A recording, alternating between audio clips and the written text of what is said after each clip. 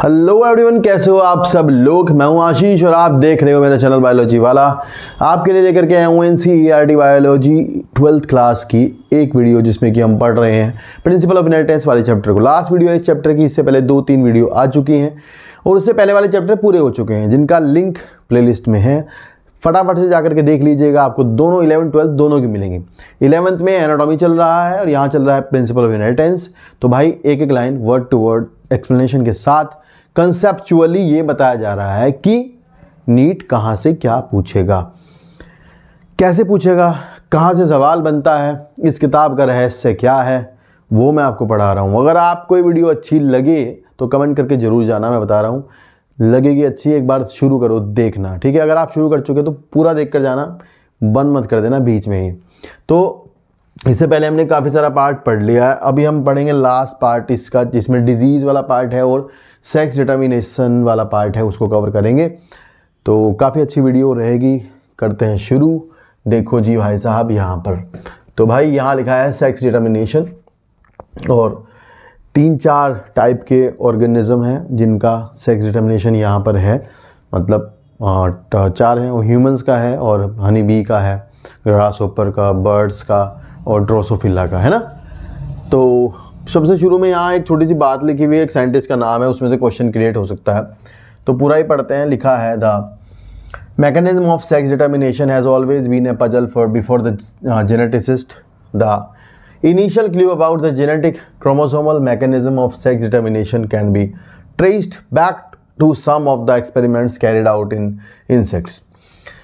In fact, the cytological observation made in a number of insects led to the development of concept genetic chromosomal basis of sex determination. मतलब insect वगैरह पर काम करने के बाद ये लगा कि भाई कहीं ना कहीं सेक्स डिटर्मिनेशन का जो बेसिस है वो जेनेटिक है या फिर क्रोमोसोमल है। मतलब तो यहाँ सबसे पहले एक आदमी का नाम आया है, इसको आपको याद करना होगा ज़रूर कि हैंकिंग 1891, ये नाम आपको ध्यान रखना है। Henking 1891 could trace a specific nuclear structure all through the spermatogenesis.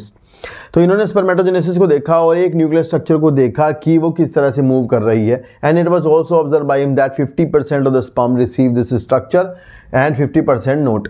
मतलब इन्होंने देखा कि वो स्ट्रक्चर 50% स्पर्म में जा रही है, 50% में नहीं जा रही है, तो वो कोई स्पेशल स्ट्रक्चर होगी। उन्होंने कहा कि इसे हम मान लेते हैं एक्स बॉडी। क्या मान लेते हैं? कोई एक्स बॉडी है जो कि 50% स्पर्म रिसीव करते हैं और 50% स्पर्म रिसीव नहीं करते। But he could not explain its significance. मुझे पता नहीं था ये क्या है। Further investigation by other scientist led to the discovery of X body is in fact a chromosome that is X chromosome now. तो बाद में लोगों ने बताया कि जो एक्स बॉडी है जिसकी हैंकिंग बात कर रहे हैं वो कुछ और नहीं है बल्कि वो एक्स क्रोमोसोम है। And that is why it was given the name x chromosome. It was also observed that in a large number of insects में जाओगे तो the mechanism of sex determination is exotype। तो इसको हम समझेंगे कि एक्सोटाइप कैसा होता है आगे चल के। यानी कि इसमें ऐसा होता है कि जैसे मान लो आप ग्रास होपर में, इन्होंने एग्जांपल दिया है एक्सो का, तो अगर मान लो ग्रास होपर में ये ऑटोजोम्स हैं और ऑटोजोम ये है एक्सोटाइप, यानी ग्रास होपर का मेल जो है वो ऐसा होता है और ग्रास होपर की जो फीमेल है वो होती है आपकी ऐसी +XX यानी ऐसी। तो इसमें क्या होता है कि जो मेल है वो डिटरमाइन करता है कि संतान कैसी होगी। लाइक इसके जो गैमेट्स बनेंगे वो बनेंगे, आपको पता है A+X 2 टाइप के बनेंगे या फिर A+0, ये गैमेट बनेंगे।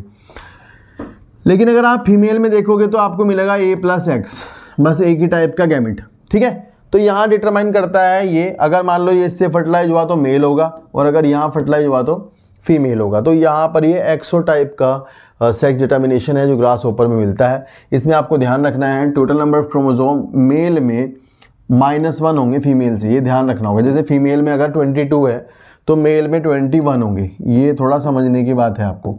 तो इस पर कोई क्वेश्चन क्रिएट होगा तो ध्यान से बना देना, ठीक है।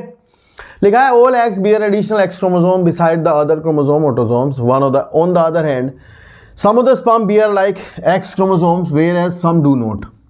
यानी कि जहाँ x 0 है तो वो 0 वाले जो स्पर्म्स होंगे उनमें x की जगह कुछ जाएगा नहीं, वहाँ खाली होगा। An eggs fertilized by sperm having X chromosome become the female, those fertilized by sperm that do not have X chromosome become male। ठीक है, ये मैंने बता दिया आपको।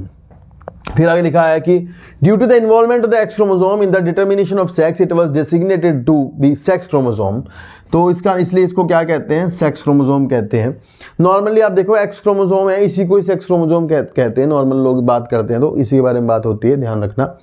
And the rest of the chromosome were named as autosome. बाकी के सभी क्रोमोसोम्स को क्या कहते हैं, ऑटोसोम्स कहते हैं। And these are allosomes, allosome, ठीक है, ध्यान रखना। Grasshopper is an example of XO type of determination. तो यहाँ से आपको पेपर में कभी जब भी कोई सवाल इस पे बनेगा ना भाई, तो वो ग्रासहोपर पे बनेगा, इस बात को ध्यान रखना। इस क्वेश्चन यहाँ से क्रिएट होगा और आपसे पूछा जाएगा। फिर लिखा है कि as an example of XO type of sex determination in which the male have only X chromosomes beside the autosomes. Male में तो आपको पता ही है, where female have a pair of X chromosome, मतलब फीमेल में क्या होता है, पेयर होता है। तो पहला आपका डिटर्मिनेशन ये है ग्रासहोपर का।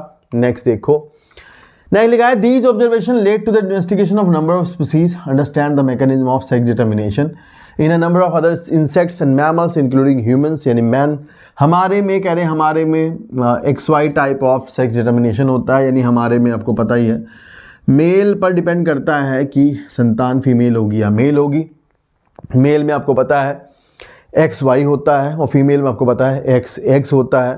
तो यहाँ लिखा है कि among the mails and x chromosome is present but it counter part is distinctly smaller, यानी जो वाई क्रोमोसोम होता है, जैसे मेल में ये एक्स है तो वाई जो है वो छोटा होता है, और वाई मतलब तो यहाँ पर मेल पे डिपेंड करता है कि संतान कैसी होगी, ये वाली बात है। However have a pair of X chromosome, female में कैसे होता है, दोनों होते हैं, दो एक्स होते हैं। तो जो मेल होते हैं हमारे अंदर एक्चुअल में वो हिट्रोगैमेटी शो करते हैं। तो यहाँ यही बात है कि जो हिट्रोगैमेटी शो करता है, मतलब इसमें दो टाइप के गैमेट बनते हैं, तो वो आपके डिटरमाइन करते हैं सेक्स को, जबकि आपके जहाँ एक जैसे गैमेट बनते हैं, होमोगैमी होती है, तो वहाँ पर ऐसा नहीं होता। ये वाली बात ध्यान रखोगे। लिखा है both male and female bear the same number of autosomes, hence the male have autosome plus X Y, मतलब हमारा जो मेल होगा वो ऑटोसोम प्लस एक्स वाई होगा, फीमेल होगी ऑटोसोम प्लस एक्स एक्स। ये सब बच्चों वाली बातें हैं, ध्यान रखने में। लिखा है कि ड्रोसोफिला में भी हमारे जैसा ही होता है, पर आपको मैं बता दूं ड्रोसोफिला में 6 ऑटोसोम होते हैं, और ये है ड्रोसोफिला की आपकी फीमेल, और ये है ड्रोसोफिला का आपका मेल। तो ये है, इसी बात ध्यान रखोगे। और यहाँ पर मैं बता दूं, यहाँ पर सेक्स क्रोमोसोम को नंबर 1 मानते हैं, जैसे हमारे में तो 23वां पेयर है वो सेक्स क्रोमोसोम है, यहाँ पहला पेयर होता है। दूसरा, इसमें मैं आपको बता दूं, इसमें ड्रोसोफिला में सेक्स डिटर्मिनेशन तो ठीक है एक्स वाई टाइप का होता है, पर एक और बात होती है कि जो आपका फर्टाइल होगा, मेल या नहीं होगा, या फीमेल फर्टाइल होगी, तो वो जीन बैलेंस थ्योरी है एक, उस पर आधारित है, जो कि यहाँ नहीं दिया गया है। तो मैं वैसे ही बता रहा हूँ बस आपको, आप तो नॉर्मल यही याद रखोगे जो यहाँ पे है, ठीक है, ये ध्यान रखना। तो यहाँ लिखा है कि कोई फीमेल में पेयर ऑफ एक्स क्रोमोसोम होते हैं, मेल में एक्स वाई होता है। In the about description you have studied about 2 type of sex determination, XO type and X Y type, but in both cases male produce 2 different type of gamete, यानी male जो है वो हेट्रोगैमेटी show करता है, चाहे वो ग्रासहोपर देख लो, चाहे ड्रोसोफिला देख लो, चाहे हम ह्यूमंस को देख लो, ये ध्यान रखना। And such type of sex determination mechanism designated to be example of male heterogamety. तो ये जो भी आपने पढ़ा है कैसा है अब तक, इसमें आपने मेल हेट्रोगैमेटी देखी, यानी कि मेल ही 2 तरह के गैमेट बनाते हैं, फीमेल नहीं बनाती। In some other organism example birds, ये बर्ड्स में a different mechanism of sex determination is observed, that is in this case the total number of chromosome is same in both male and female. तो वो आपको समझ में आएगा। देखो यहाँ लिखा है इन this case the total number of chromosome is same in both and mail and female, and but 2 different type of gametes in terms of the sex chromosomes are produced by female, यानी female हेट्रोगैमेटी। तो यहाँ ये समझने की बात है कि जो बर्ड्स होती हैं, जैसे बर्ड्स में ऐसा होता है, मान लो ऑटोसोम्स है प्लस जेड है, तो ये तो है आपका मेल, ये, और ये ऑटोसोम प्लस जेड डब्ल्यू, तो ये है आपका फीमेल। तो यहाँ गैमेट जो बनाएगा वो 2 तरह के, कौन बनाएगा, फीमेल बनाएगी। तो इसलिए यहाँ पर फीमेल हेट्रोगैमेटी होती है, ना कि मेल हेट्रोगैमेटी, ये ध्यान रखना, ठीक है बाबू। फिर लिखा है in order to have distinction within the mechanism of sex determination described earlier the 2 different sex chromosome of a female bird has been designated to be the Z and W chromosomes. In this organism the female have only Z female have only Z and 1 W chromosome, whereas male have a pair of Z chromosome. तो ये है, ठीक है। तो यहाँ बस इतना ही ध्यान रखना है कि बर्ड्स में जो हेटेरोगैमेटी होती है वो फीमेल की होती है, ना कि मेल की होती है। इसी से कुछ सवाल बन सकता है, ठीक है। Next, okay, sex determination in humans. तो मैं इसको पढ़ने नहीं वाला हूँ क्योंकि it will take a long time. बाकी आपको आता तो है ही, बच्चों वाली बात है, इसमें ज़्यादा सोचना मत। सवाल कभी पढ़ोगे तो ढंग से पढ़ना, क्या लिखा है YX क्या लिखा है देख सकते हो आप, मतलब तो इस पे तो आपको आता ही है, इस पर मैं ज़्यादा दिमाग नहीं लगाऊंगा। नेक्स्ट देखते हैं। नेक्स्ट है sex determination in honey B. इसको हम जो है समझेंगे अच्छे से। देखो यहाँ पर मैं बता दूं आपको जल्दी जल्दी से कि भाई आपका जो वो होती है हनी बी का फीमेल, ये हनी बी की फीमेल और ये है हनी बी का मेल। भाई हनी बी की जो फीमेल होती है ना उसमें ना 32 क्रोमोसोम्स होते हैं। कितने? 32। और जो मेल होता है उसमें होते हैं 16। यानी जो मेल होते हैं वो हैप्लॉइड होते हैं और जो फीमेल होती है वो डिप्लॉइड होती है। ये वाली बात है, ठीक है। फिर अगर ये फीमेल गैमेट बनाएगी तो भाई ये तो 2n है, तो इसे गैमेट बनाने के लिए करना पड़ेगा मियोसिस, और मियोसिस से बनाएगी गैमेट्स। मान लो इसने मियोसिस से गैमेट बना दिए 16 क्रोमोसोम वाले। मेल पहले से ही हैप्लॉइड है, तो अगर मेल गैमेट बनाएगा तो ये बनाएगा माइटोसिस से, क्योंकि इक्वल नंबर ऑफ क्रोमोसोम कौन से डिवीजन से रहेंगे? माइटोसिस से रहेंगे, तो इक्वेशनल डिवीजन होगा। फिर ध्यान रखना है, अगर ये फीमेल गैमेट और मेल गैमेट फर्टिलाइज होता है तो 32 क्रोमोसोम्स हो जाते हैं जाइगोट में, ठीक है। ये तो इस जाइगोट से एम्ब्रियो बनेगा, इससे ऑर्गेनिज्म बनेगा। फर्टिलाइज्ड होने के बाद अब आप समझोगे, अगर हुआ फर्टिलाइजेशन तो ये रहेगी फीमेल ही। इम्पोर्टेंट बात ये है कि क्या है, ये फीमेल है। और ये फीमेल अगर अच्छा खाना खाएगी, रॉयल जेली वगैरह बढ़िया सामान खाएगी अगर, तो भाई ये बना लेगी क्वीन। ये ध्यान रखेंगे। अगर ये कूड़ा खाएगी या लाइक बी ब्रेड वगैरह, तो ये बनेगा आपका वर्कर। वर्कर्स जो है स्टेराइल फीमेल होते हैं। ये नीट में आएगा कि वर्कर्स क्या होते हैं। वर्कर्स होते हैं स्टेराइल फीमेल, ये नीट में लिखा हुआ आएगा। मेल्स क्या होते हैं? ड्रोन्स। ये ध्यान रखना, drones are haploid fertile male, ये ध्यान रखना। And the queen are fertile females, ये ध्यान रखना। And gamete of this female, अगर ये बिना किसी फर्टिलाइजेशन के पार्थिनोजेनेसिस कर लेता है तो ये बना देगा ड्रोन। तो ड्रोन जो है वो बिना फर्टिलाइजेशन के बनते हैं डायरेक्ट पार्थिनोजेनेसिस से। ये आपको ध्यान रखना है, यही इम्पोर्टेंट बात है। यहाँ ये है कि इस ड्रोन के इसके पापा तो होंगे नहीं, इसकी केवल माँ होंगी, पर इसके नाना होते हैं। ये इसके नाना होते हैं, मतलब ये सवाल है किताब में लिखा हुआ कि इसके नाना है, दादा नहीं है, ठीक है। ये तो यहाँ लिखा है, पढ़ो एक बार ध्यान से। लिखा है sex determination in honey bee is based on the number of sets of chromosome an individual receives an offspring form from the union of a sperm and egg develops as a female, queen और worker. तो ये देखो, अगर fertilisation से बनता है तो या तो क्वीन होगा या वर्कर होगा। An fertilize egg develops as a male drone by means of parthenogenesis. अगर वो बिना फर्टिलाइजेशन के बन रहा है तो वो क्या है, वो है, क्या बोलते हैं उसको, drone. This means that the male have half the number of chromosome than that of a female. इसका मतलब ये है कि जो मेल है उनके अंदर फीमेल से आधे क्रोमोसोम्स होते हैं, बिल्कुल सही बात है। And the females are diploid having 32 chromosomes and male are haploid that is having 16 chromosome. तो मेल जो है उनमें 16 क्रोमोसोम होते हैं। फिर लिखा है कि this is called the haplodiploid sex determination. ये पूछते हैं कभी कभी यहाँ से कि हैप्लोडिप्लॉयड सेक्स डिटर्मिनेशन किस में देखने को मिलता है। तो भैया हैप्लोडिप्लॉयड सेक्स डिटर्मिनेशन देखने को मिलता है हनी बी में। कर दोगे आप, आसान भी है, हो रहा है ना। देखो हैप्लोडिप्लॉयड सेक्स डिटर्मिनेशन मिलेगा हनी बी में देखने को। And has special characteristic feature such as the male produce sperm by mitosis. तो भाई मेल तो बनाते हैं माइटोसिस से स्पर्म, जबकि उनके फादर नहीं होते। लिखा they do not have father and thus cannot have sons but have a grandfather and can have grandsons. तो ये वाली बात ध्यान रखेंगे, ठीक है जी। चलो जी, ये तो था डिटर्मिनेशन ऑफ सेक्स। इसके बाद का इम्पोर्टेंट टॉपिक है म्यूटेशन। जो कि यहाँ इन्होंने अच्छे से बताया भी नहीं है, बहुत थोड़ी एक आधी लाइन लिखी है, उस पर हम बात करेंगे, बाकी का हम नेक्स्ट चैप्टर में पढ़ेंगे। ठीक है, तो ध्यान से इस वीडियो को देखना भाई, मैं आपको फिर से बता रहा हूँ, यहाँ से सवाल आपके पेपर में आएंगे ही, ये आप गारंटी से ले लो। जहाँ मैं बता रहा हूँ, जहाँ मार्क कर रहा हूँ, वही आपसे पेपर में पूछा जाएगा, इसके अलावा कुछ नहीं पूछा जाएगा। बस यही पूछा जाएगा, इस बात को दिमाग में बैठा लो आप कि भाई कहाँ से आएगा, यही आएगा जो सर बता रहे हैं, ध्यान रखना। लिखा है mutation is a phenomenon which results in alternation of DNA sequence. तो सबको पता है म्यूटेशन एक्चुअल में होता क्या है।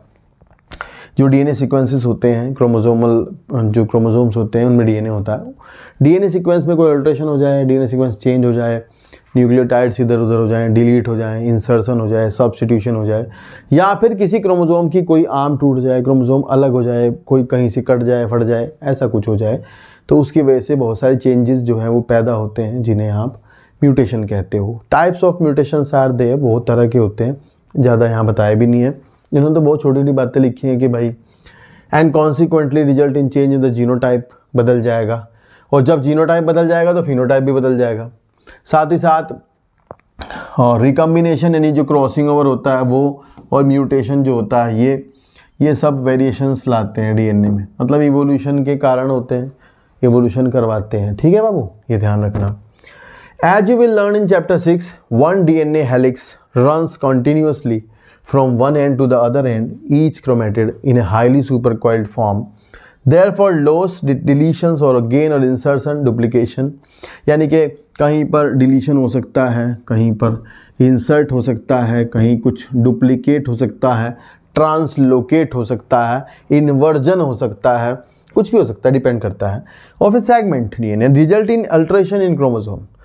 Since genes are known to be located on chromosomes, alteration in chromosomes result in abnormalities or aberrations. ठीक है, तो उससे क्या होगा, abnormalities आएंगी, aberrations आती हैं। Chromosome aberrations are commonly observed in cancer cells, जो cancer cells होती हैं उनमें chromosome aberrations हो जाती हैं, ये सबको पता है। In addition to the above, mutation also arise due to the change in the single base pair of DNA.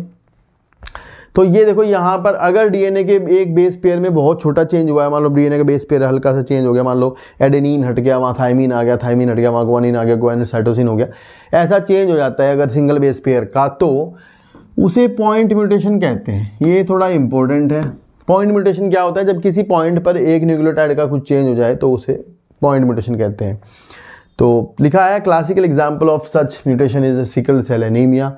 तो आपको पता भी होगा, आप आगे पढ़ोगे भी आगे चल के कि सिकल सेल एनीमिया जो है वो आपका सब्स्टिट्यूशन से होता है, जो बीटा हीमोग्लोबिन चेंज होती है उसमें सब्स्टिट्यूशन हो जाता है 6th पोजीशन पर, ठीक है, और बल्कि ट्रांसवर्जन हो जाता है, वो आपको आगे बताऊंगा, तो उस वजह से होता है। डिलीशन एंड इंसर्शंस भी होते हैं, तो इनकी वजह से फ्रेम शिफ्ट म्यूटेशंस होते हैं। ये सारा कहानी फ्रेम शिफ्ट म्यूटेशन क्या होता है, ये कहानी अगले चैप्टर में आएगी, तो इस पर ज़्यादा टेंशन नहीं लेना, ठीक है। और यहाँ लिखा है कि the mechanism of mutation is beyond the scope of this discussion at this level, however there are many chemical and physical factor that induce mutations. तो यहाँ से एक वर्ड में बस इतना याद कर लो कि म्यूटाजन क्या होते हैं, एक शब्द है बस ये कि म्यूटाजन क्या होते हैं। तो वो कंपाउंड, वो चीज़ें, वो फिजिकल फैक्टर, वो एनवायरमेंटल, वो केमिकल फैक्टर्स जो कि आपके करते हैं म्यूटेशंस को, उन्हें हम कहते हैं mutagen. And can cause mutations in organism, it is a mutagen, ठीक है।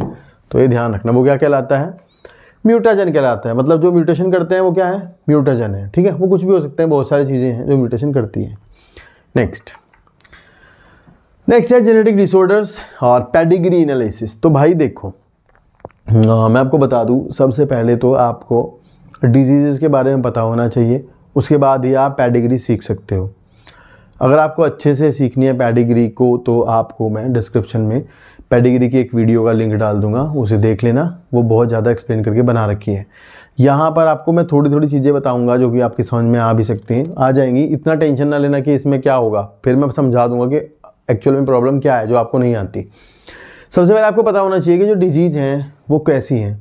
लाइक जैसे ऑटोसोमल रिसेसिव डिजीज़ हैं, ऑटोसोमल डोमिनेंट डिजीज़ हैं, है ना, एक्स लिंक डोमिनेंट है, एक्स लिंक रिसेसिव है, तो इससे आपको काम चल जाएगा। पहले वो पता करना जरूरी होता है कि डिजीज़ होती कैसी है, तब आप पेडिग्री को सॉल्व कर सकते हो। ये थोड़ी इंपॉर्टेंट है बात। तो अभी क्या है कि यहाँ पे ना थोड़े बहुत सिंबल दे रखे हैं ये, और नीट में पिछले साल में भी आई थिंक पिछले से पिछले या पिछले साल ही ये सिंबल फ़ोटो बना के पूछा था और ये क्वेश्चन पेपर में आ गया था। ठीक है भाई, तो ये सिंबल्स के बारे में पता होना चाहिए।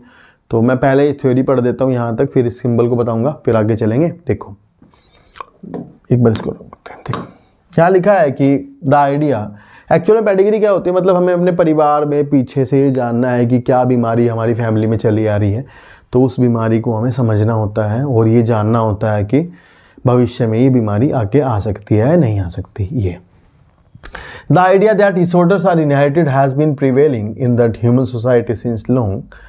This was based on the heritability of certain characters. देखो क्या कह रहे हैं कि भाई द आइडिया दैट डिसऑर्डर्स यानी जो बीमारियां हैं are inherited has been prevailing in the human society since long, लंबे समय से ह्यूमन सोसाइटी में बीमारी चली आ रही है। This was based on the heritability of certain characteristic feature in families.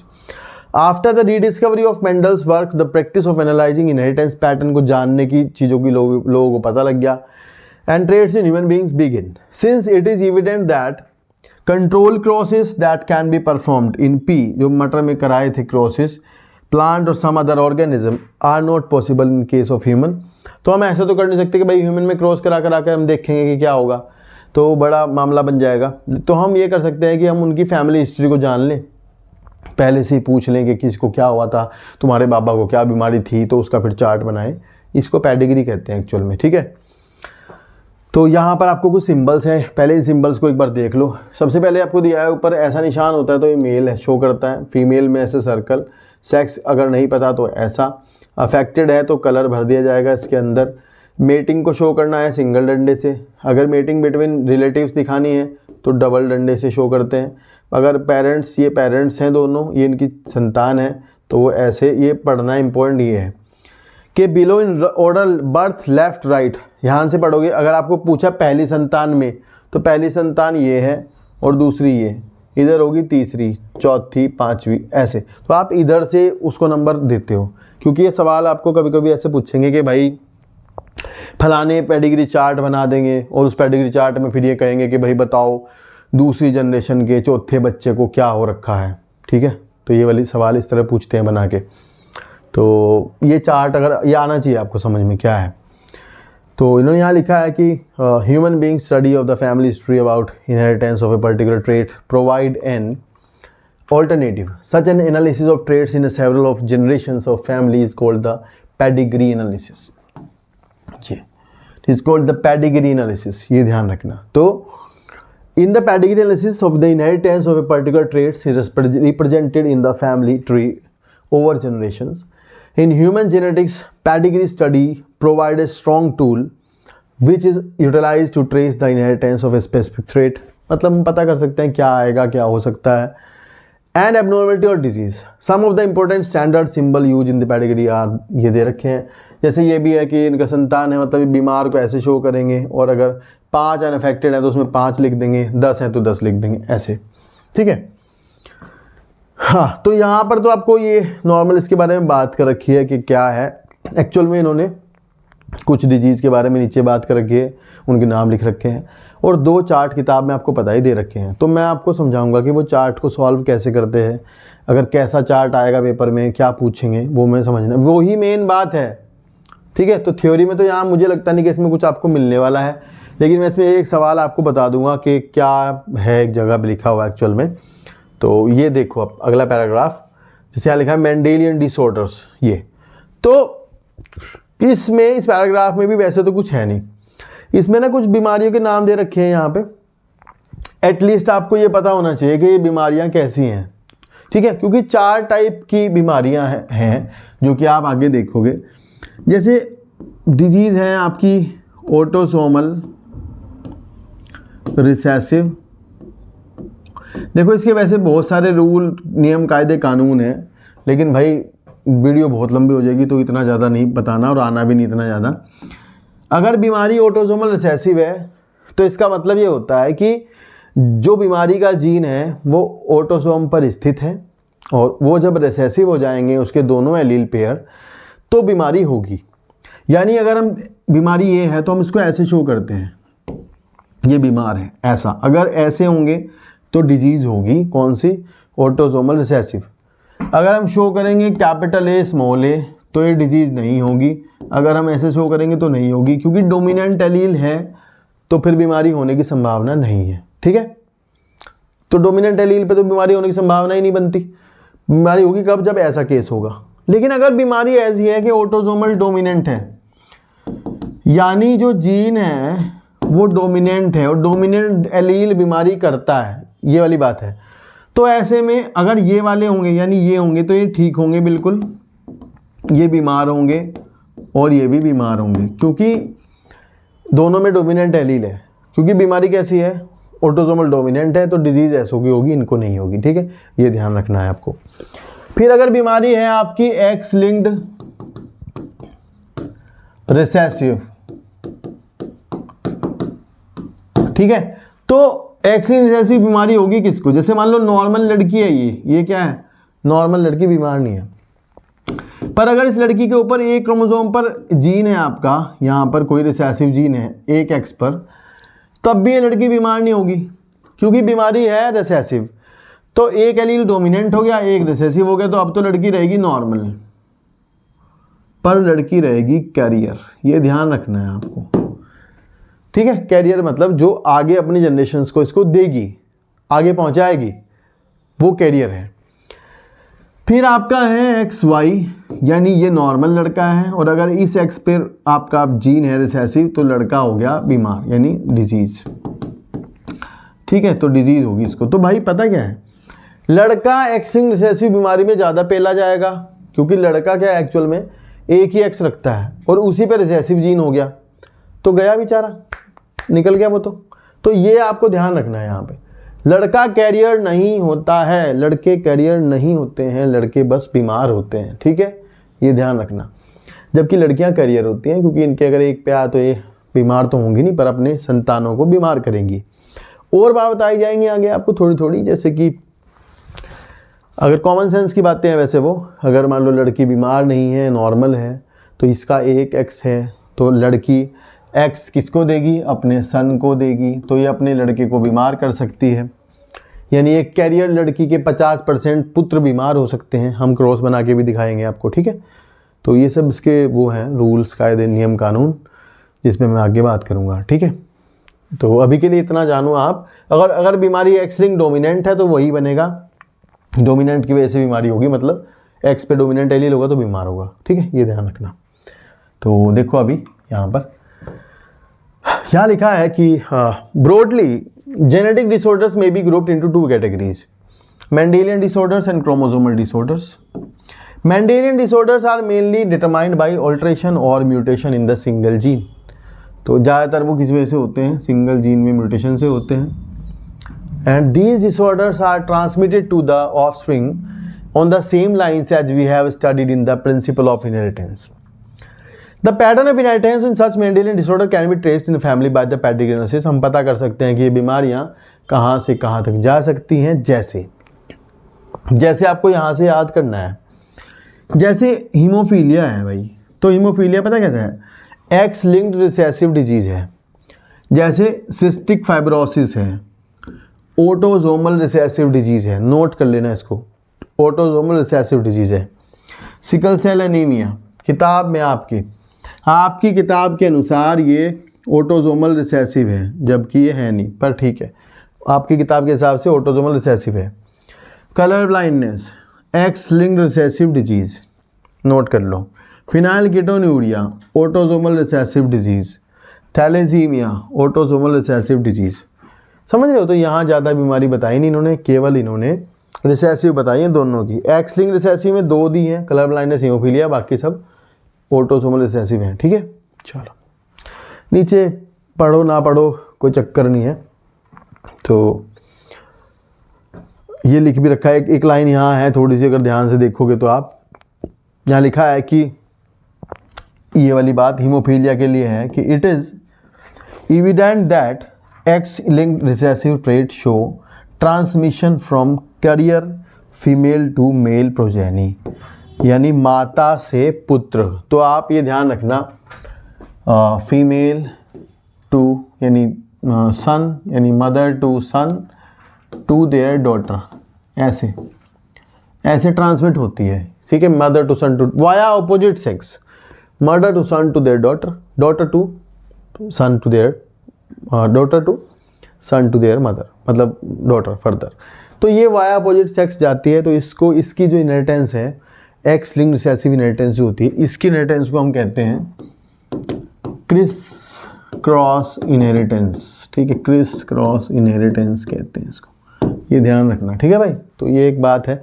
Chart में अगर आप चार्ट देखोगे और चार्ट आपका एक्स लिंक्ड रिसेसिव का है, तो उस चार्ट में आपको ये देखना है भाई कि उस चार्ट में ये दिख रहा है क्या क्या, माता से पुत्र, पुत्र से उसकी पुत्री, ये अगर चार्ट में दिख रहा है, या पिता से उसकी पुत्री और आगे उसका लड़का, तो आपको लगाना है एक्स लिंक्ड रिसेसिव।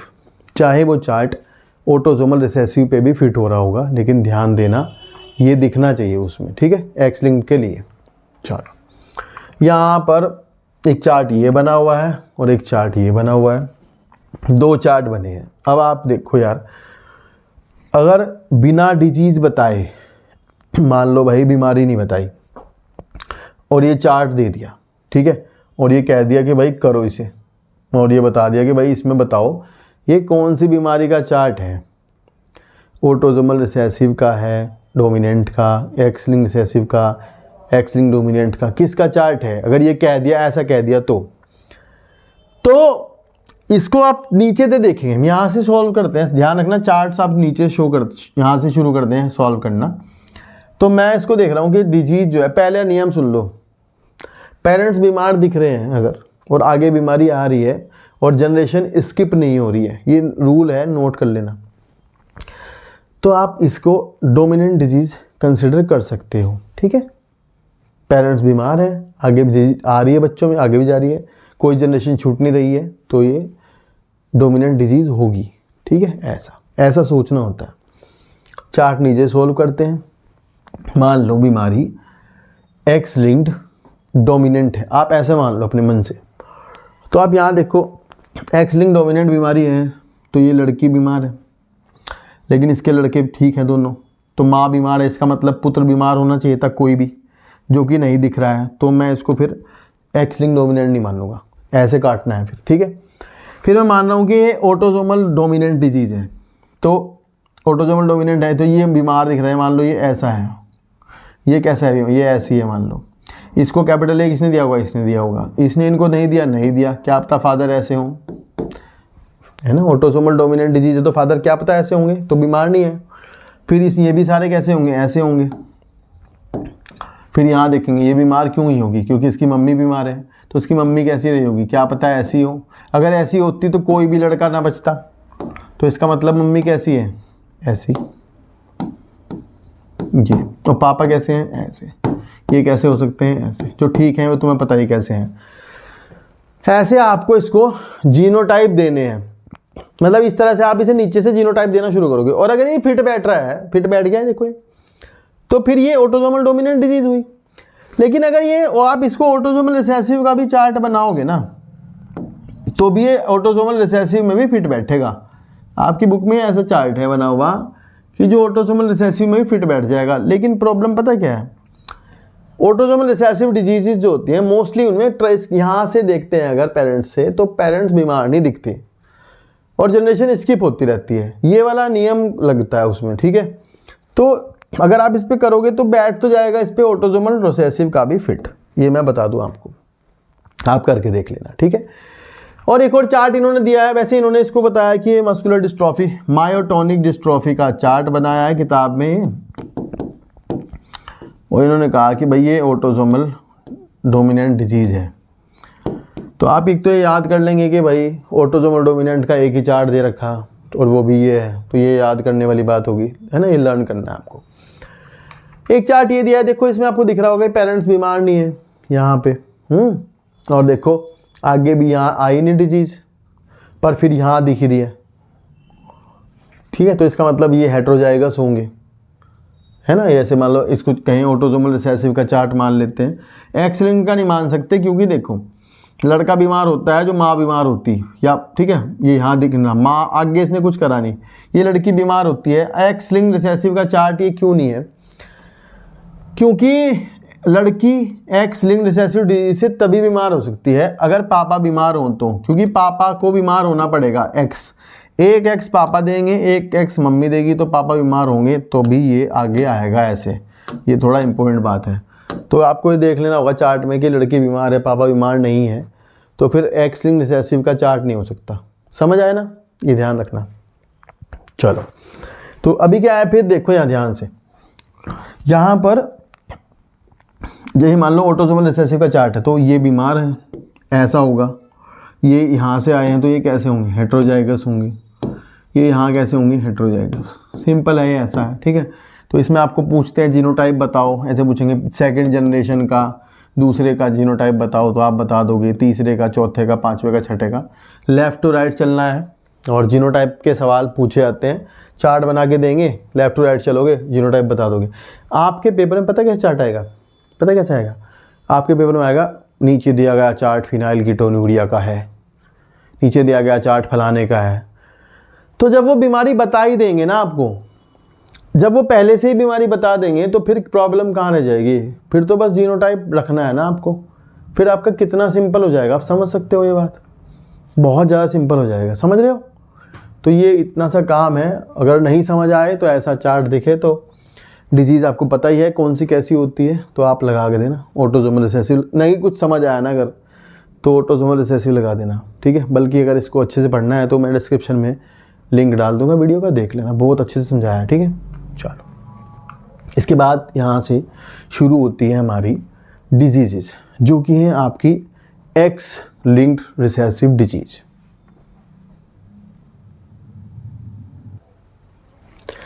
तो यहाँ लिखा है कि कलर ब्लाइंडनेस, एक्चुअल में आपको पता है क्या होता है कि ये एक सेक्स लिंक्ड रिसेसिव डिसऑर्डर। भाई यार ये चीज़ें जाननी, ये बहुत अच्छी बातें हैं, ये आपको यही पता नहीं होता ना कई बार। तो शुरुआती बात ये है कि आपको ये सब याद करना है, ये सब कि भाई एक्स लिंक्ड रिसेसिव डिसऑर्डर है या क्या है, यही आपको पता नहीं होता। तो एटलीस्ट ये पता हो, ठीक है। इसकी इनहेरिटेंस के पैटर्न बताओ, बता दिया माँ से लड़के में, लड़के से उसकी लड़की में जाएगा। अगर माँ कैरियर होगी तो 50% लड़के उसके बीमार होंगे। मैं क्रॉस का सवाल करके दिखाऊंगा, यहाँ कुछ नहीं लिखा यार, इससे कुछ नहीं आने का। ये सवाल अगर समझ लो तो आप ठीक रहेगा। मान लो अगर आपके पास ये है केस कि भाई एक करियर कलर ब्लाइंडनेस की फीमेल है, मान लो ये हेट्रोजाइगस यानी करियर फीमेल है, लो इसके ऊपर एक छोटा सी लगाते हैं ऐसे, और ये नॉर्मल मेल है। तो इनका अच्छा इसको यहाँ लेता हूँ, सॉरी। तो इनका क्रॉस कराने पर हमें संतान कैसी पैदा होगी, तो आप तुरंत समझ जाएंगे। तुरंत दिमाग लगाना है आपको बिना सोचे कि भाई एक्स के ऊपर सी यानी माँ का एक एक्स क्रोमोसोम है, उस पर जीन है रिसेसिव, 50% लड़कों को जरूर देगी, तो 50% लड़के बीमार होंगे और लड़कियां कैरियर होंगी 50%, पापा नॉर्मल है। ये दिमाग इतना तेज चलाना है। तो ऐसे देखना है एक्स की सी, एक्स वाई यानी एक्स की सी वाई, यानी एक लड़का बीमार यानी दो लड़के 100%, उसमें से 50% बीमार, ये लड़का बीमार हो गया और ये लड़की नॉर्मल और ये लड़की करियर। तो ये एक्चुअल में ऐसा करना है आपको। एक हेट्रोजाइगस फीमेल है, उसकी शादी एक बीमार पति से, मतलब बीमार आदमी से कर दी गई है। तो जब बीमार आदमी हो गया ना, तो ध्यान रखना कि इसकी 50% लड़कियां बीमार होंगी। जो कैरियर है ये अब बीमार हो जाएगी, ये समझना है। जो कैरियर है वो बीमार हो जाएगी, ये समझना है। क्योंकि बाप के बिना बीमार हुए लड़की बीमार नहीं हो सकती है इस रोग में, चाहे वो हीमोफीलिया हो, चाहे वो कलर ब्लाइंडनेस हो। यही इंपॉर्टेंट, यही नहीं आता आपको, तो इस पे आपको फोकस करना, ये आना चाहिए आपको, समझ रहे हो, ये ध्यान रखना। देखो यहाँ लिखा क्या है, लिखा है कि due to the defect in either red और ग्रीन कोन, यानी जो कोन होते हैं आपके आईज में, आपको पता है उनके जो जीन्स होते हैं उनमें वो जीन एक्स क्रोमोसोम पर होते हैं, तो उसकी वजह से आपको लाल रंग नहीं दिखेगा तो प्रोटोनोपिया, नीला नहीं दिखेगा ड्यूटेरोनोपिया, इस तरह से बीमारी हो जाती है। तो उसमें लाल हरा रंग और नीला भी होता है कई जगह, तो वो दिखाई नहीं देता। तो यहाँ लिखा है कि due to the defect the red और the green cone eye resulting the failure to discriminate between the red और the green colour, this defect is due to the mutation in certain gene present in X chromosome. Gene इसके कहाँ होते हैं? X chromosome पर होते हैं। लिखा है लड़कियां लड़कों से कम बीमार होती, 8% लड़के और 0.4% लड़कियां, क्योंकि भाई लड़की के पास ना 2 एक्स होते हैं और दोनों एक्स पे से जीन आपको पता ही है, अगर एक पे भी आ गया तो लड़की चेक करने की दिक्कत नहीं है, पर वो लड़कों को आगे अपने पेल देगी। ठीक है, ये ध्यान रखना। And this is because the gene that lead to the red green colour blindness are on the X chromosome. Male have only 1 X chromosome and female have 2। ये ध्यान रखना। The son of a women who carries the gene, अगर किसी के पास gene carry हो तो 50% बच्चे उसके लड़के 50% उसके बीमार होंगे। And the mother is not her self colour blind because the gene is recessive. That means that its effect is suppressed by the her matching dominant normal gene. A daughter will not normally be colorblind unless her mother is carrier and her father is colorblind. लड़की बीमार नहीं हो सकती जब तक उसके पापा बीमार ना हों, ये समझना है आपको। पापा बीमार अगर होंगे तो ही लड़की बीमार हो सकती है, अदरवाइज नहीं हो सकती। Got it? ये इंपॉर्टेंट बात है, और ये आपका हीमोफीलिया में भी चलेगा। ठीक है, ये ध्यान रखना।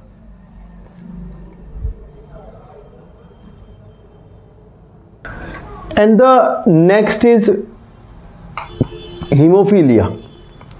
सेम टू सेम हीमोफीलिया वैसा ही है जैसा कि कलर ब्लाइंडनेस, मतलब कोई अंतर नहीं है, बस एक्स लिंक्ड रिसेसिव है, तो बीमारी अलग है वो अलग बात है, पर दोनों में जो इनहेरिटेंस होगी वो सब एक जैसा होगा, उसमें कोई अंतर नहीं होगा। मतलब वो भी वैसे ही इनहेरिट होगा और वो भी वैसे ही इनहेरिट होगा। ठीक है, तो इनहेरिटेंस तो सेम पैटर्न पे रखनी है आपको, और समझने के लिए ये है, इसमें ज़्यादा कुछ है नहीं, कि जब आपका जो कास्केड होता है आपका ब्लड क्लोटिंग वाला, तो ब्लड क्लोटिंग वाले कैस्केड्स में बहुत सारे फैक्टर्स होते हैं, 12-13। तो उन फैक्टर्स में से अगर फैक्टर 8 का जीन रिसेसिव हो जाए या फिर फैक्टर 9 का जीन रिसेसिव हो जाए तो ब्लड क्लोटिंग नहीं होती है, लेट होती है या फिर बहुत टाइम लेती है, तो इसे कहते हैं हीमोफीलिया। तो सिंपल है बहुत ज़्यादा। यहाँ लिखा है दिस इज, आपको मेनली क्या याद करना है, ये सेक्स लिंक्ड रिसेसिव डिजीज है, ये बात पता होनी चाहिए।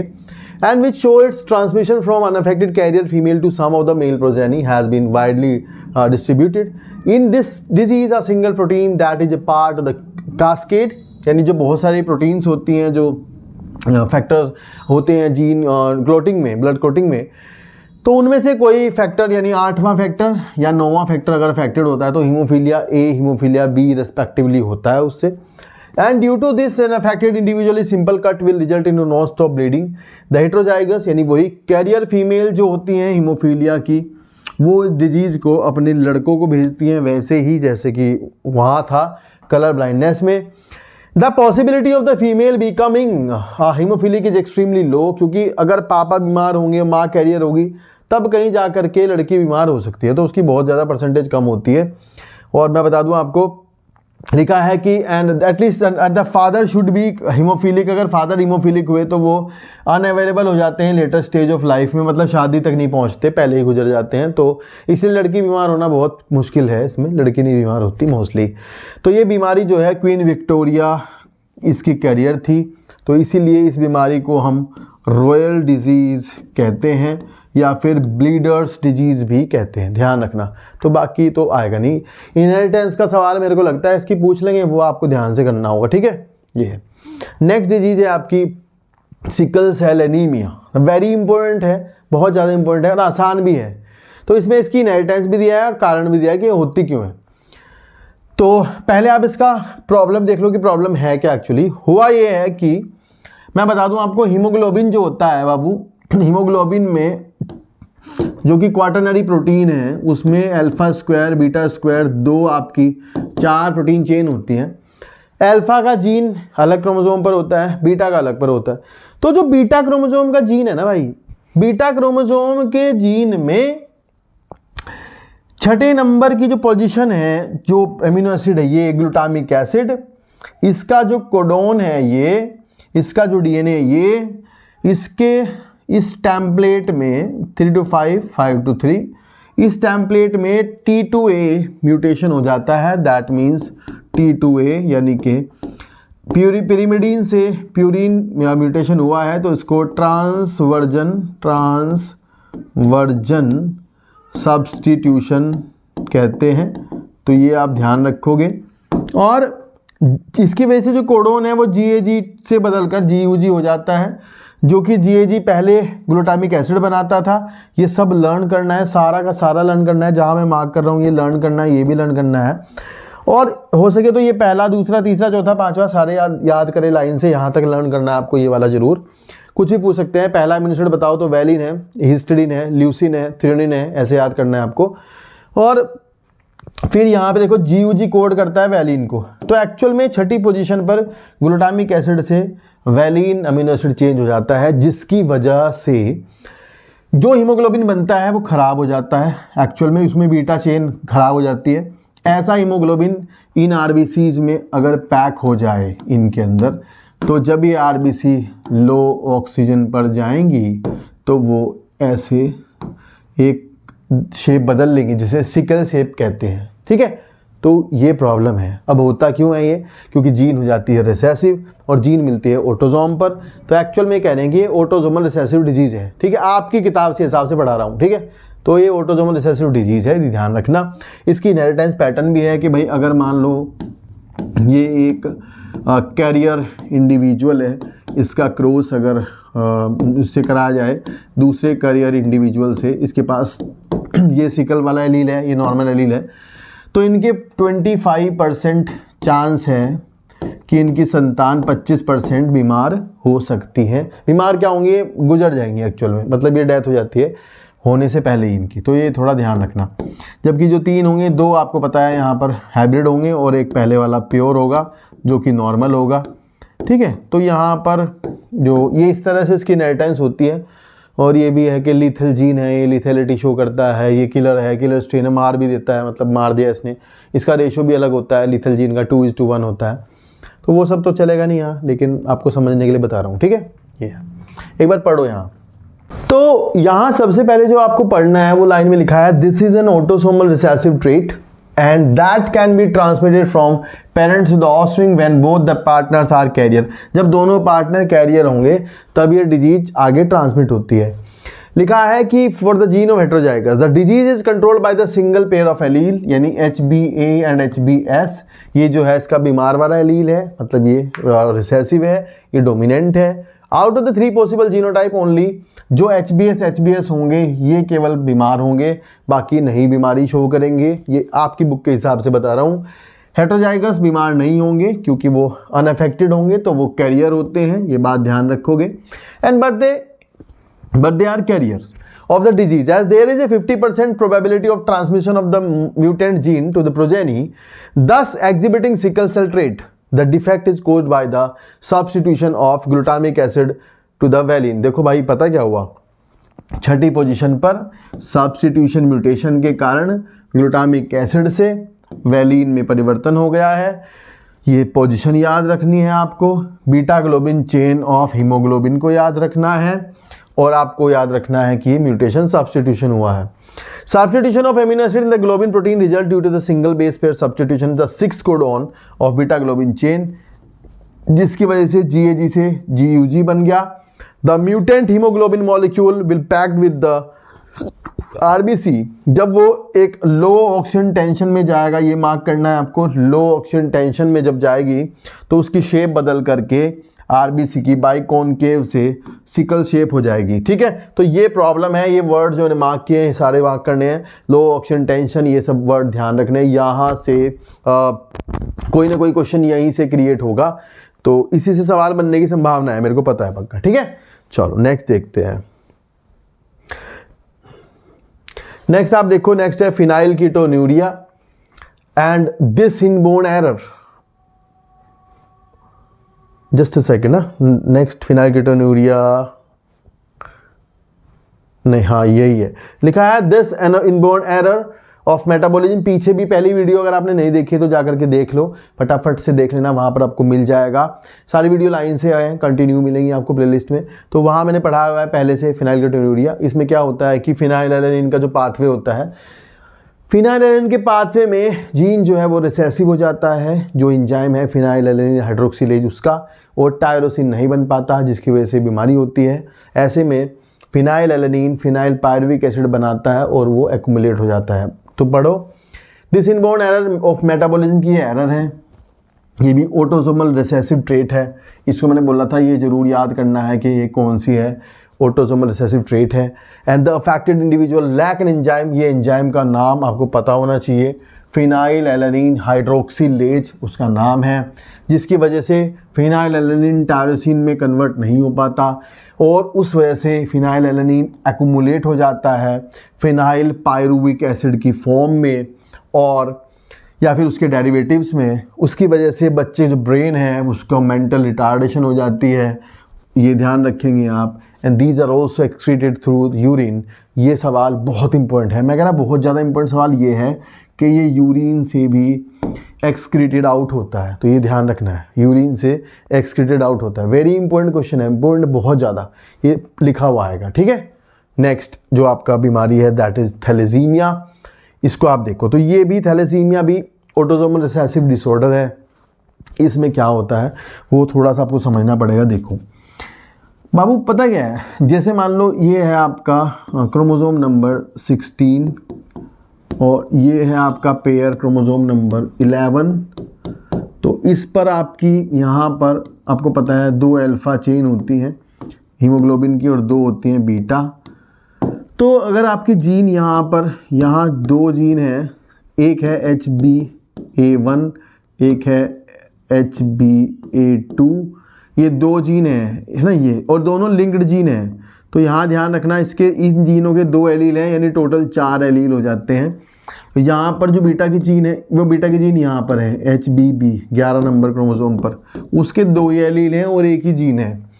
तो इसके जो चारों एलील हैं ये भी, ये भी, ये भी, ये भी, ये चारों एलील अल्फ़ा चेन बनाते हैं, जबकि जो ये है ये बीटा चेन बनाती है, इसके दोनों एलील। तो बीटा चेन बनती है, मतलब बीटा चेन बनाने के लिए 2 ही एलील हैं और अल्फ़ा चेन बनाने के लिए 4 एलील हैं, आप देख सकते हो, ठीक है।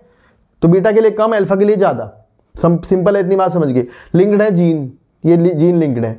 अब अगर इनमें से कोई भी जीन रिसेसिव हो जाती है, देखो आपने जो वहाँ देखा है सिकल सेल एनीमिया में, वहाँ पता क्या हुआ, वहाँ पर सिकल सेल एनीमिया में प्रॉब्लम ये हुई कि हीमोग्लोबिन ना खराब हो गया, खराब, ये समझो। और यहाँ पे हीमोग्लोबिन खराब नहीं हुआ, यहाँ जीन रिसेसिव होगी तो हीमोग्लोबिन बनना ही बंद हो गया, समझ रहे हो। जैसे मान लो ये डोमिनेंट जीन है, ये डोमिनेंट जीन है अल्फ़ा की, एक और डोमिनेंट जीन है और एक रिसेसिव हो जाए, तो इसकी वजह से जो अल्फ़ा चेन है वो कम हो जाएगी, बननी ही कम हो जाएगी। अगर आपकी बीटा की देखो तो बीटा की तो 2 ही जीन है, उनमें से भी मान लो एक रिसेसिव हो जाए तो बीटा चेन कम हो जाएगी। तो अगर अल्फ़ा चेन घटेगी तो अल्फ़ा थैलेसीमिया, बीटा घटेगी तो बीटा थैलेसीमिया, ये आपको समझना है, ठीक है। तो ये जितना डिपेंड करता है, मतलब बीटा के लिए ज़्यादा चांसेस हैं, अल्फा के लिए कम चांस है, ठीक है। तो ये है, इसमें आपकी हीमोग्लोबिन की जो क्वांटिटी है, एक्चुअल में क्वांटिटी कम हो जाती है, क्वालिटी खराब नहीं होती। ये सिंपल सा है बहुत ज़्यादा। देखो, this is also an autosome linked recessive blood disease transmitted from parents to the offspring and both the partner are affected carrier. जब दोनों कैरियर होंगे तभी ट्रांसमिट होगी। And the defect could be due to the either mutation और deletion, या तो mutation deletion हुआ होगा, म्यूटेशन जो भी, which ultimately result in reduce rate. भाई ये है सवाल, यहाँ पर रेट रिड्यूस हुआ है बनने का कम। And one of the globin chain alpha beta that make up the haemoglobin, this cause the formation of abnormal haemoglobin, जिसकी वजह से एबनॉर्मल हीमोग्लोबिन बनेगा and resulting into anaemia, blood की कमी हो जाएगी, which is characteristic of disease. तो ये पूछेंगे कि थैलेसीमिया का कैरेक्टरिस्टिक फीचर क्या है, एनीमिया है, यानी ब्लड की कमी। Thalassaemia can be classified according to the which chain of the haemoglobin. वही बात है, अगर अल्फा है तो अल्फा थैलेसीमिया, मतलब अल्फा कम बन रही है तो अल्फा थैलेसीमिया, अगर अल्फा ग्लोबिन कम हो रही है, अगर बीटा ग्लोबिन कम हो रही है तो फिर उसको बीटा थैलेसीमिया होगा, ठीक है। तो अल्फा थैलेसीमिया के लिए 2 ये लिंक्ड जीन है, A1 और A2, इसको ध्यान रखना है, और क्रोमोसोम नंबर 16 पर है, ये ध्यान रखना है आपको। और इनमें म्यूटेशन होएगा जैसे जैसे, मतलब 4 एलील हो गए ना इसके, तो उनमें से जितने कम होते जाएंगे उतना अल्फा थैलेसीमिया बढ़ता जाएगा। इसी तरह से जो लिखा था more the gene affected the less the alpha globin molecules produced.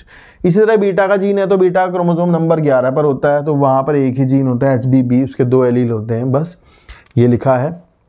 और इसकी वजह से आपकी थैलेसीमिया और सिकल सेल एनीमिया में प्रॉब्लम ये है कि यहाँ पर एनीमिया हो जाता है, और पहले वाला थैलेसीमिया जो है वो क्वांटिटेटिव प्रॉब्लम है, ये नीट में आएगा, इसको मार्क कर लेना है यहाँ पे। और जो आपका क्या बोलते हैं सिकल सेल एनीमिया, वो एक क्वालिटेटिव प्रॉब्लम है, ये ध्यान रखना। तो ये जो मैंने मार्क किया है यही क्वेश्चंस आपके यहाँ से बनेंगे। बहुत ज़्यादा टफ तो है नहीं, कुछ सिंपल सी चीज़ें याद करने वाली हैं, आप कर भी लोगे, है ना। चलो जी, नेक्स्ट है आपकी जो क्रोमोसोमल डिसऑर्डर्स है। तो इसमें अब लास्ट में आपको 2-3 चीज़ें बताई हैं, जैसे एन्यूप्लॉइडी, यूप्लॉइडी, प्लॉइडी, उस पर थोड़ा बात हुई है, उसको पहले समझ लेंगे थोड़ा सा और फिर हम इसको ख़त्म करते हैं, ठीक है। चलो, यह लिखा है the chromosomal disorders on the other hand are caused due to the absence of excess or abnormal arrangement of the one or more chromosomes. अब अगर देखो, आपको बता दें, आपको पता है ना ये क्या बोलते हैं इसको, ये आपका अगर मान लीजिए जब आपकी मियोसिस होती है, जैसे मान लो आपकी मियोसिस हो रही है, तो मियोसिस के दौरान अगर ये मियोसिस 2 पे हम हैं मान लो, ठीक है, और मियोसिस 2 हम कर रहे हैं, और ये हैं आपके क्रोमोसोम्स जो कि इस तरह से आपको पता है अटैच होते हैं। मियोसिस 2 पे मैं हूँ, है ना, और मियोसिस 1 पे भी दिखाता मैं आपको, पर मैं मियोसिस 2 पे शो कर रहा हूँ, और ये सेपरेट होना है।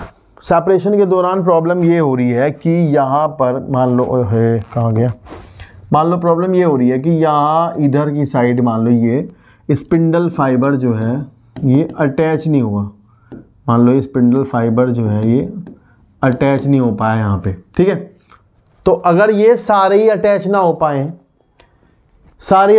पाए तो सिंगल सेल में ही बाद में क्रोमेटिड सेपरेट हो जाएंगे, आपको पता है, तो ये 2 क्रोमोसोम बन जाएंगे, ये भी 2 बन जाएंगे, तो फिर एक ही सेल में 4 क्रोमोसोम हो जाएंगे, पूरा सेट बढ़ जाएगा, समझ रहे हो। तो अगर पूरा सेट बढ़ जाता है तो होती है यूप्लॉइडी।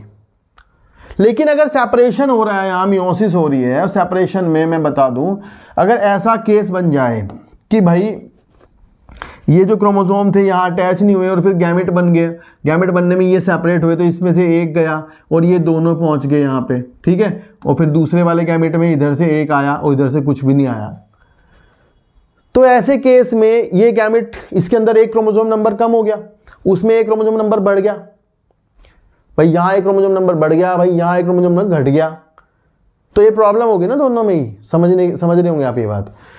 तो अगर ये गैमेट कहीं फ्यूज करेगा किसी नॉर्मल गैमेट के साथ में, तो वहाँ पर जो बाद में पेयरिंग होगी, तो उस पेयरिंग में एक क्रोमोसोम तो अकेला रह जाएगा, उसका तो पेयर नहीं बन पाएगा।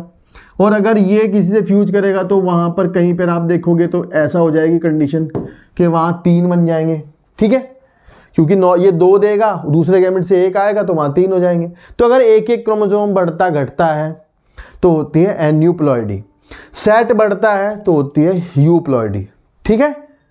तो अब एन्यूप्लॉइडी में बात ये है कि अगर 3 होते हैं, ऐसे हो जाता है, तो आपको बता रहा हूँ, वैसे बहुत कुछ है इसमें, तो उसे कहते हैं ट्राइजोमी। अगर ऐसा हो जाता है कि एक घट जाता है तो उसे कहते हैं मोनोजोमी। आपको क्योंकि यही दोनों पढ़ने हैं, मोनोजोमी और ट्राइजोमी, इसलिए मैं आपको यही बता रहा हूँ, ठीक है। अब आप देखो, यहाँ पर लिखा है कि फेलियर ऑफ सेग्रीगेशन, यही इंपॉर्टेंट पॉइंट है, फेलियर ऑफ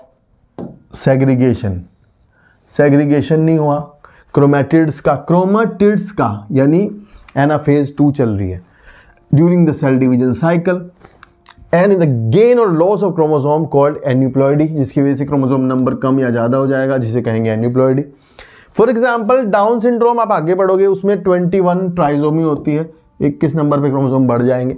इसी तरह से टर्नर सिंड्रोम, सेक्स क्रोमोसोम की मोनोसोमी है, वहाँ एक एक्स क्रोमोसोम का लॉस हो जाता है, यानी एक ही रह जाता है, तो वो मोनोसोमी होता है।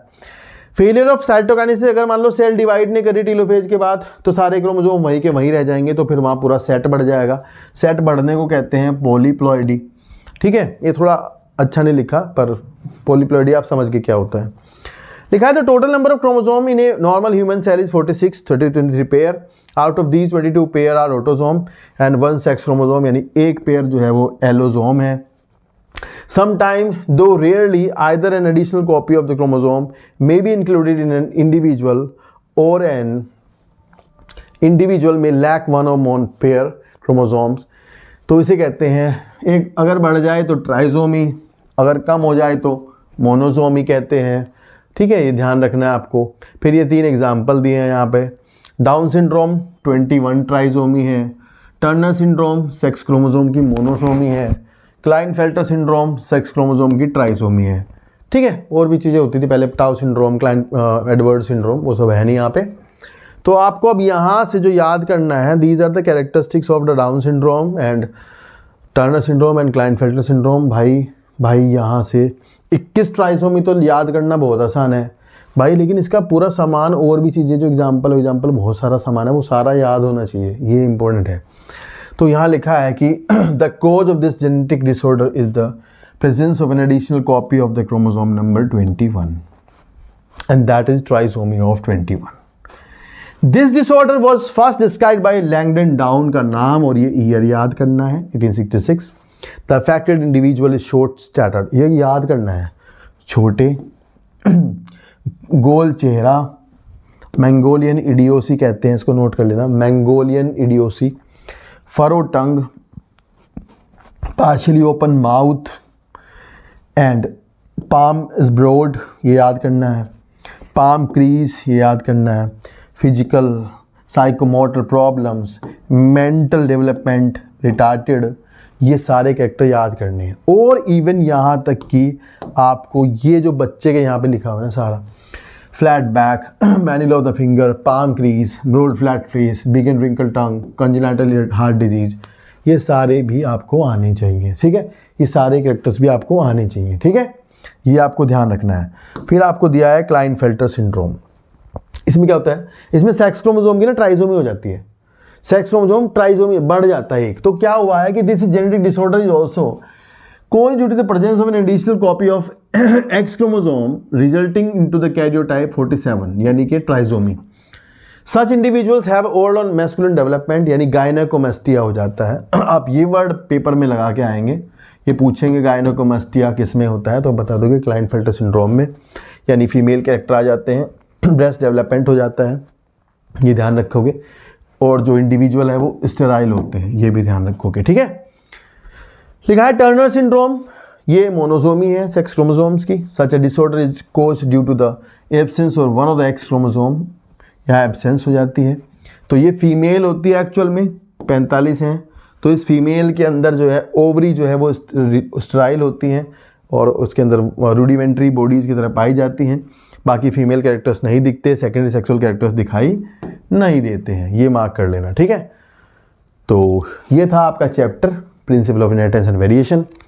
होपफुली आपको अच्छा लगा होगा। अगर आपको अच्छा लगा है तो ज़रूर कमेंट करना। और मैं बता दूं, अगर आप यहाँ इस लेवल पर वीडियो देख रहे हो तो मैं बताऊं भाई, आप नीचे जाएं, प्लेलिस्ट खोलें चैनल पर, वहाँ आपको NCERT 11, 12 दोनों की प्लेलिस्ट मिलेगी। उसमें आपको आराम से सारी वीडियो लाइन से मिलेंगी। मैं कह रहा हूँ, गारंटी देता हूँ इस बात की, अगर आपने एक वीडियो पूरी देख ली ना तो बस आपकी ज़िंदगी बन जाएगी। मैं लिख के देता हूँ, अगर मैं कहीं बता रहा हूँ ना ये आएगा, वही आएगा, वहीं से आएगा, मैं गारंटी देता हूँ इस बात की। ठीक है, बाकी आपको चैनल पर और क्वेश्चंस वगैरह की वीडियो लगातार मिलती रहेंगी। नीट तक आपको फुल सपोर्ट रहेगा, उसके बाद भी रहेगा। होपफुली आप सबका हो जाए। तो अगर आप मेरी वीडियो में बोर होते होंगे थोड़ा बहुत, तो वो प्रॉब्लम ये है कि अभी चुटकुले नहीं सुना सकते क्योंकि पेपर है। तो we are genuinely studying the things, हम आराम से चीज़ों को पढ़ रहे हैं। ऐसा नहीं कर सकते भाई, अभी आपके साथ खिलवाड़ नहीं कर सकते कि हु हा मजाक कर दी और हंस दिए और आप भी आराम से चिल मार के देख रहे हो, है ना। तो ये नहीं कर सकते भाई, तो थोड़ा सा इम्पोर्टेंट है अभी टाइम। तो मिलते हैं नेक्स्ट वीडियो में, मजाक फिर करेंगे बाद में। Take care, bye bye.